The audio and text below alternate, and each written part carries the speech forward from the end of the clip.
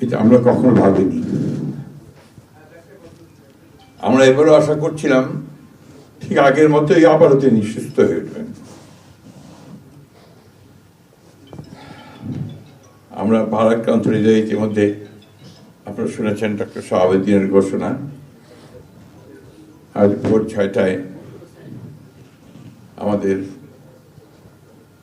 গণতন্ত্রের মা, আমাদের অভিভাবক, আমাদের জাতির অভিভাবক আমাদেরকে ছেড়ে চলে গেছেন। ইন্না লিল্লাহি ওয়া ইন্না ইলাইহি রাজিউন। এই শোক, এই ক্ষতি, এটা অস্বাভাবিক, অপূরণীয়। এই জাতি কোনোদিন পূরণ করতে পারবে না।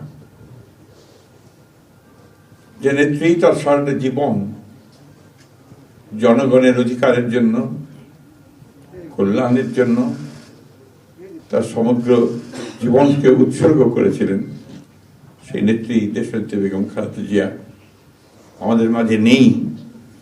এটা আমরা যারা তার সহকর্মী এবং রাজনৈতিক কর্মী, আমরা এটা ভাবতে পারি না। বাংলাদেশের রাজনীতিতে একটা বিশাল শূন্যতা সৃষ্টি হলো।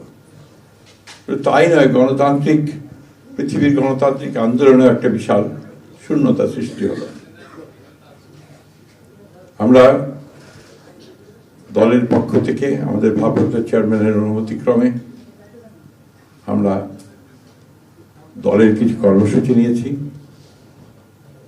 সেই কর্মসূচিগুলো আমাদের দলের সিনিয়র যুব মহাসচিব জনাব রুহুল কবির রিজভী সাহেব আপনাদের সামনে তুলে ধরবেন। সরকারের প্রধান, এই কেয়ারটেকার গভর্নমেন্টের প্রধান প্রফেসর ডক্টর মোহাম্মদ ইউনূস আমাদেরকে ফোন করেছিলেন সাথে সাথে, এবং ইতিমধ্যেই তারা সিদ্ধান্ত নিয়েছেন যে 10টার মধ্যেই তারা স্পেশাল ক্যাবিনেট মিটিং করবেন।